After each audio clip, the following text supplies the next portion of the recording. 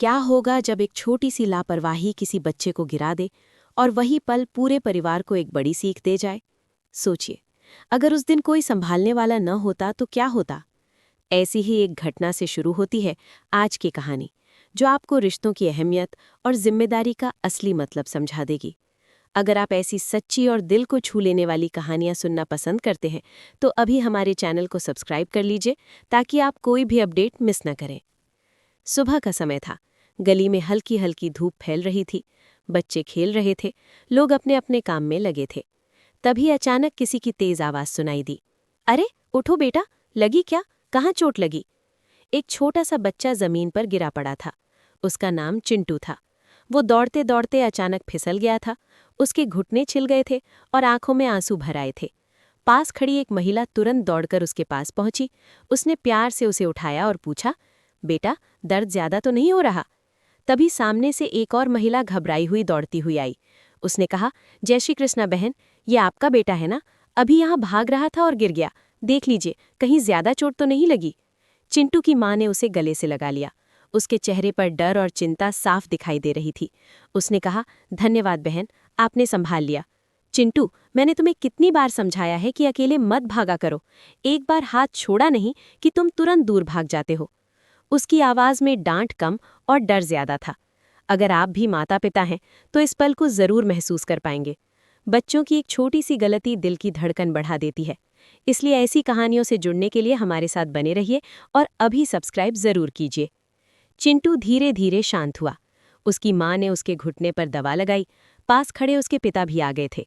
उन्होंने बेटे के सिर पर हाथ फेरते हुए कहा, बेटा, जिंदगी में भागना बुरा नहीं है, लेकिन बिना देखे समझे भागना ठीक नहीं। अगर भविष्य की योजना बनानी है तो सिर्फ अपने लिए मत सोचो, अपने आसपास वालों के लिए भी सोचो। चिंटू मासूमियत से अपने पिता को देख रहा था। उसे शायद सब कुछ समझ नहीं आ रहा था, लेकिन पिता की आवाज में जो अपनापन था वो उसे सुकून दे रहा था। पिता ने आगे कहा, हम पर भी नजर रखा करो। अगर हम गिरें तो हमें संभाल लेना। अगर हम रास्ता भटक जाएं तो हमें आवाज देकर वापस बुला लेना। और अगर हम कुछ अच्छा करें तो हमें दिल खोलकर शाबाशी देना। ये सुनकर वहां खड़े लोग मुस्कुराने लगे। एक छोटे से हादसे ने सबको एक गहरी बात सिखा दी थी। कभी कभी लोग जो हमारे पास है उसकी कद्र नहीं करते। जो मिल रहा है उसके लिए धन्यवाद कहने की बजाय मना कर देते हैं। ऐसे लोग ये नहीं समझते कि हर चीज की एक कीमत होती है। एक बुजुर्ग वहां खड़े थे। उन्होंने कहा, अगर तुम्हें ये मौका नहीं चाहिए तो मुझे दे दो। ऐसे बच्चे माँ बाप का सिर कभी झुकने नहीं देते। मुझे तुम पर गर्व है। ये सुनकर चिंटू के पिता की आंखें नम हो गई। उन्होंने बेटे को सीने से लगा लिया और कहा, मुझे तुम पर बहुत गर्व है, लेकिन फिर भी मैं एक वसीयत बनाऊंगा। ये शब्द सुनते ही सब चौंक गए। वसीयत? अभी तो बच्चा छोटा है, घर में सब ठीक है, फिर वसीयत की बात क्यों? लेकिन पिता के चेहरे पर गंभीरता थी। उन्होंने समझाया, वसीयत सिर्फ संपत्ति बांटने के लिए नहीं होती। वसीयत एक जिम्मेदारी का नाम है। मैं चाहता हूं कि अगर कभी मैं न रहूं तो मेरे बच्चों को ये महसूस ना हो कि उन्हें संभालने वाला कोई नहीं है। मैं चाहता हूं कि सब कुछ पहले से तय हो ताकि भविष्य सुरक्षित रहे। ये सुनकर वहां मौजूद हर व्यक्ति सोच में पड़ गया। सच में, हम अपने बच्चों के लिए कितना सोचते हैं, लेकिन क्या अपने लिए भी सोचते हैं? क्या हमने कभी ये सोचा कि अगर अचानक कुछ हो जाए तो हमारे परिवार का क्या होगा? अगर आप भी अपने परिवार के भविष्य को सुरक्षित देखना चाहते हैं तो इस कहानी को अंत तक जरूर सुनिए और अभी हमारे चैनल को सब्सक्राइब कर लीजिए ताकि आपको ऐसी ही जरूरी बातें समय पर मिलती रहें। इसी बीच कहानी एक नए मोड़ पर पहुंचती है। शहर के दूसरे कोने में अनुपमा नाम की एक महिला अपने मिशन में जुटी हुई थी। उसका मकसद था सच्चाई को सामने लाना। वो किसी भी हार में हार मानने को तैयार नहीं थी। उसने ठान लिया था कि वो मनमीत से मिलकर सारी बात साफ करेगी। काफी कोशिशों के बाद आखिरकार अनुपमा की मुलाकात मनमीत से हो गई। ये मुलाकात आसान नहीं थी। कई बार दरवाजे बंद हुए, कई बार फोन काटे गए, लेकिन अनुपमा ने हिम्मत नहीं हारी। उसने सोचा, अगर मैं आज पीछे हट गई तो कल अपने बच्चों की आंखों में कैसे देख पाऊंगी। जब वो मनमीत के सामने पहुंची तो कुछ पल के लिए सन्नाटा छा गया। मनमीत ने ठंडी आवाज में पूछा, अब क्या चाहती हो? अनुपमा ने शांत स्वर में जवाब दिया, मैं सिर्फ सच्चाई चाहती हूँ। उसी समय रविंद्र भी वहां मौजूद था। उसने मनमीत की तरफ देखते हुए कहा, अनुपमा का साथ दो, वो गलत नहीं है। अगर आज तुम चुप रही तो कल पछताना पड़ेगा। मनमीत के चेहरे पर दुविधा साफ नजर आ रही थी। एक तरफ डर था, दूसरी तरफ सच का साथ देने की इच्छा। आखिरकार उसने गहरी सांस ली और कहा, ठीक है, मैं तुम्हें सब कुछ बताऊंगी। अगर आप जानना चाहते हैं कि आगे क्या हुआ तो जुड़े रहिए और अभी सब्सक्राइब करना मत भूलिए। मनमीत ने धीरे धीरे सारी बातें खोलनी शुरू की। उसने बताया कि टीना और अर्जुन मिलकर एक बड़ी साजिश रच रहे हैं। वे भरोसे का फायदा उठाकर लोगों को धोखा दे रहे हैं। अनुपमा ये सुनकर हैरान रह गई, लेकिन उसने खुद को संभाला। उसने कहा, मुझे पता था कि कुछ गलत हो रहा है।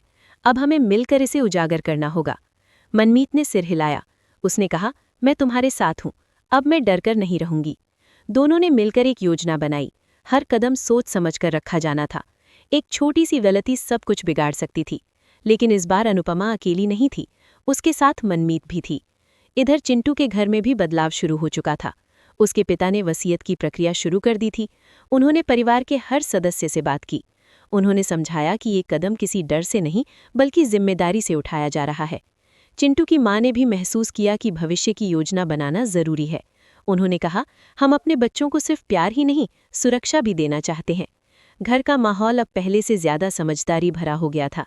छोटी छोटी बातों पर झगड़ा करने की बजाय सब एक दूसरे की बात सुनने लगे थे। उधर अनुपमा और मनमीत ने सबूत जुटाने शुरू कर दिए थे। उन्होंने हर बातचीत रिकॉर्ड की, हर दस्तावेज संभाल कर रखा।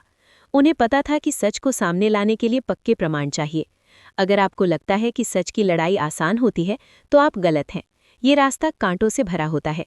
लेकिन जो लोग अपने परिवार और अपने आत्मसम्मान के लिए खड़े होते हैं, वे कभी पीछे नहीं हटते। कहानी अब एक ऐसे मोड़ पर पहुंच रही थी जहां से वापसी का रास्ता नहीं था। अनुपमा ने तय कर लिया था कि चाहे कुछ भी हो जाए, वो टीना और अर्जुन की सच्चाई सबके सामने लाकर रहेगी। ये थी कहानी का पहला हिस्सा।